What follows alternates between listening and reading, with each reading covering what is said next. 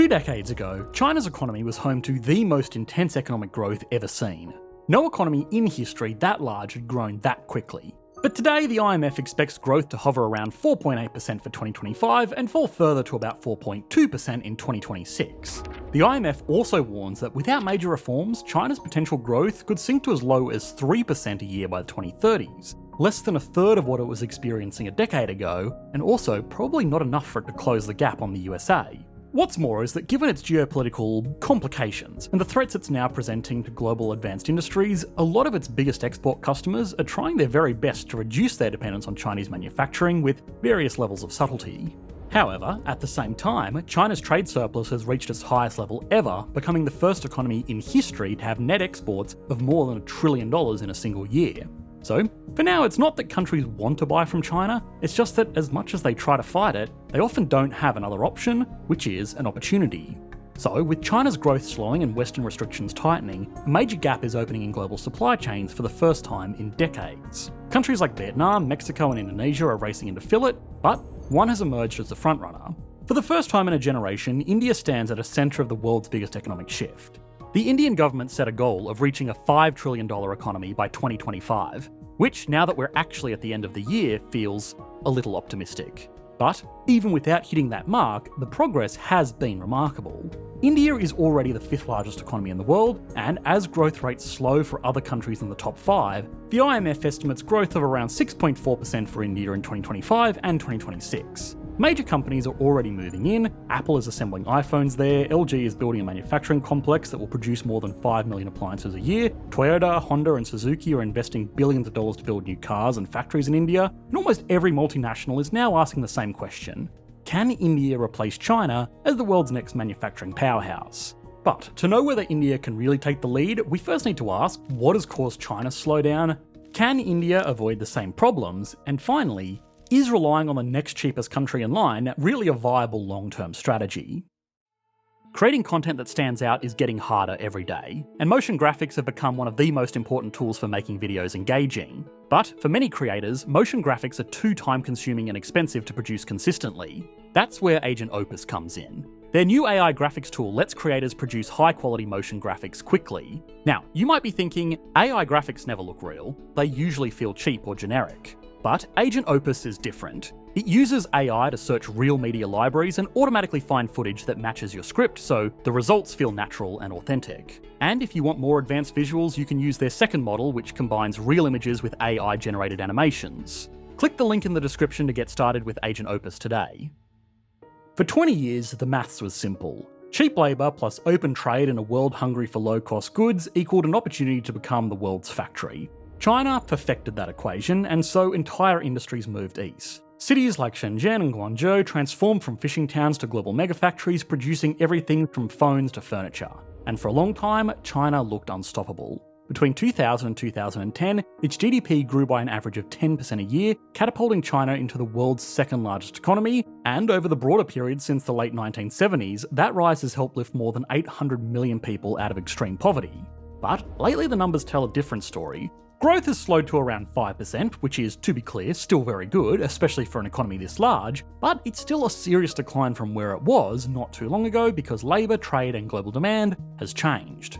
In 2013, the average factory worker in China earned around 32,000 yuan, roughly $5,000 a year.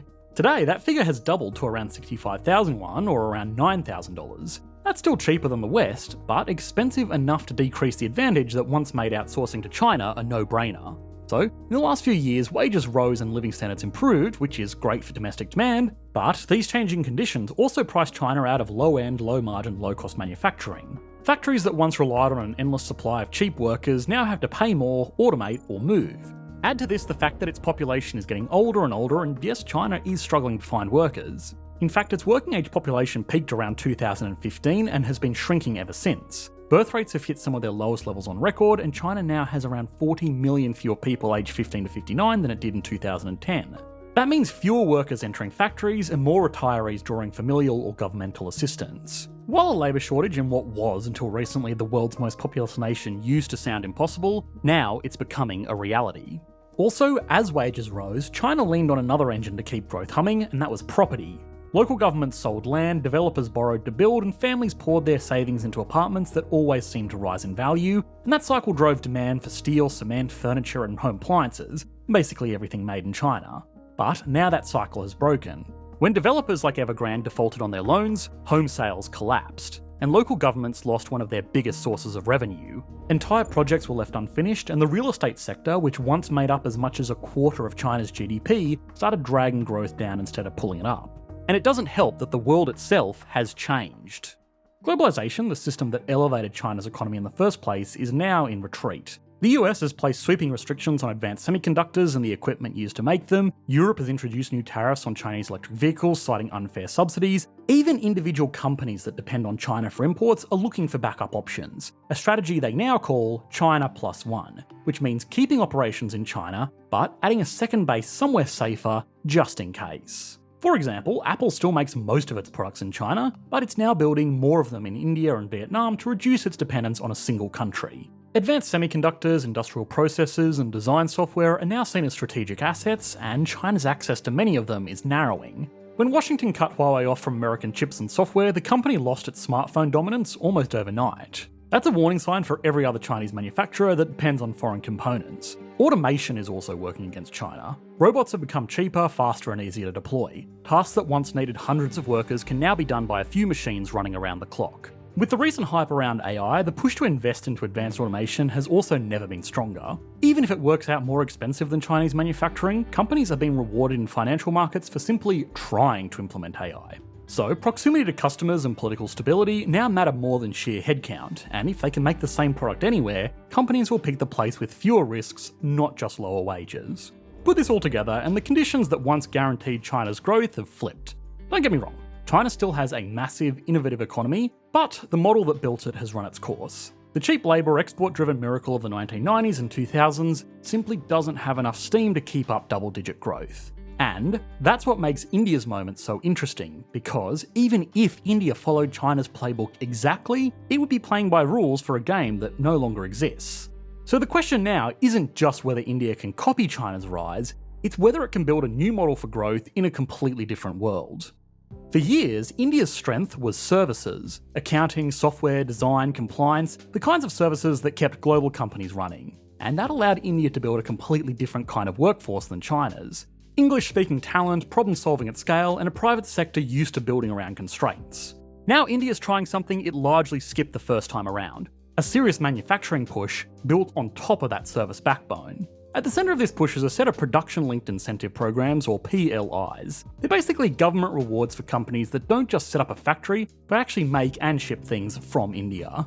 The more you produce in sectors like electronics, auto parts, or semiconductors, the more financial incentives you unlock. And so far, it seems to be working. In Tamil Nadu, Foxconn now makes iPhones that used to come entirely from China, Samsung runs one of the world's largest phone factories near Delhi, and Micron is investing billions to build a chip packaging and testing facility, a crucial early step in the semiconductor supply chain. These projects are building a network of suppliers, engineers, and technicians who know how to keep production running, but India's real advantage actually might be digital.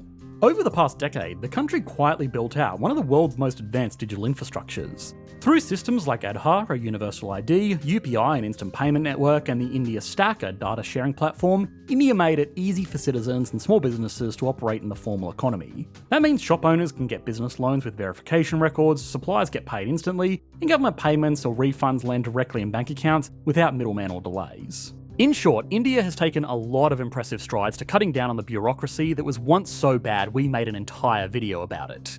Now, it is still not perfect, and there is a long way to go, but chipping away at one of the biggest hurdles to business will likely help it a lot. It also doesn't need to be the easiest place in the world to do business, it just needs to be easier than China and all of the other developing countries around it. This push to accommodate business is also helped by a surprisingly diverse set of strategies. China had fierce competition between its provinces, but its strategy was still driven from the top. India has national schemes too, like the PLIs and Make in India, but the real acceleration is happening at the state level. State governments are racing to attract investments with faster permits, better power supply and training programs, while some states focus on electronics, others set their sights on autos or textiles, and when states focus on different industries, strong local ecosystems naturally emerge, often outpacing centrally planned approaches. The result is a messy and uneven, but very real wave of industrial growth. Of course, the challenges are still huge. Manufacturing makes up only about 13% of India's GDP, far below China's peak of 27%. Power cuts, clogged roads and slow ports still add costs that no incentive can erase, land and permits remain difficult, and businesses still complain about unpredictable local regulations. And then of course there's also inequality. India's growth has mostly benefited skilled urban workers, but not the rural majority. A chip plant might employ a few thousand engineers, but it doesn't mass create jobs for the millions entering the workforce each year. That's why economists say India needs to match those big high-tech wins with labour-intensive industries like appliances, small electronics and affordable vehicles. Because if it doesn't, India could end up with a two-speed economy. High-tech campuses for the few and slow growth for everyone else.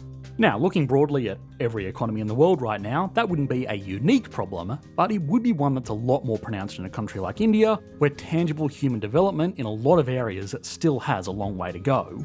When most people aren't earning more, domestic demand stays weak, labour gets stuck in low productivity jobs, inequality rises, which drags down overall growth, and even discounting the social costs, it just keeps the country from maximising productivity. And if India can't fully mobilise its workforce, it becomes much harder to match China's economic scale, let alone compete with it.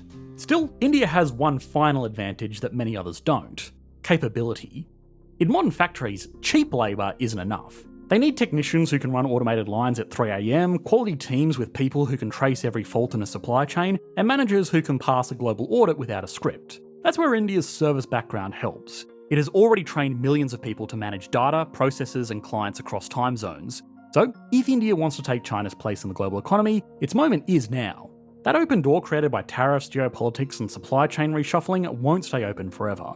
Companies are already diversifying by signing contracts and breaking ground on new factories, so if India wants a permanent seat in the global manufacturing arena, it has to move fast. Once something like a phone factory opens, its suppliers soon follow. Glass, batteries, camera modules, and logistics hubs, nearby universities adjust their courses to train workers for those plants, payments flow instantly through UPI, and customers' paperwork that once took days now happens online. The Indian system isn't perfect, and it's not evenly distributed, but it is a start. And if the country can keep combining its digital infrastructure with real-world manufacturing, it might not just replace China's role in the global economy, it could redefine the global economy entirely. India is not following China's playbook, and that's the point. It isn't trying to be the cheapest factory in the world, it's trying to be the easiest place to build, scale, and ship from. If the new approach works, India just needs to make it simple for companies to operate, certify, export, and grow. But that strategy only works in a world where companies are willing to hedge their bets by diversifying, and so far, they are. Companies are eager to build production in multiple markets to mitigate risk and keep supply chains moving, even if one country falters, especially in a decade defined by geopolitical shocks. If you look at the map today, you can see it's happening in real time.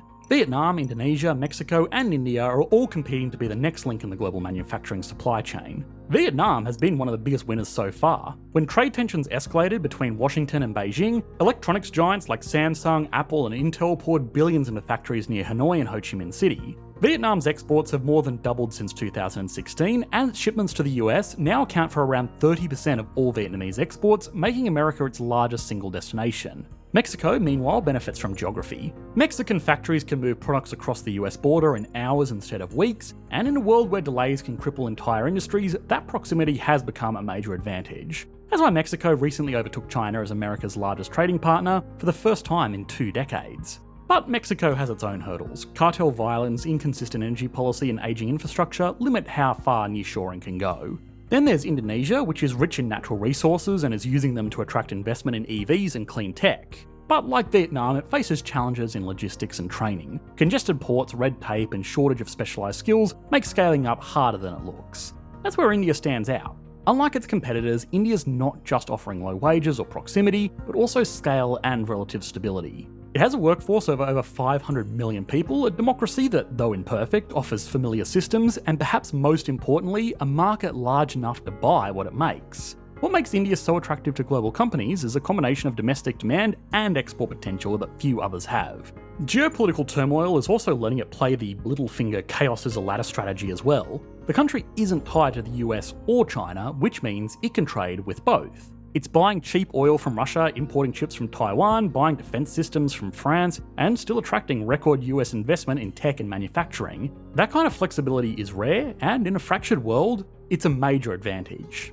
Now, of course, economists have been predicting China's inevitable collapse for almost 40 years now, so it's also worth considering this opportunity in the context that China is not just going to step aside and let it happen. From that end, we've made a full collection of videos looking at China's major advantages and current headwinds that you should be able to click to on your screen now. Thanks for watching, mate. Bye.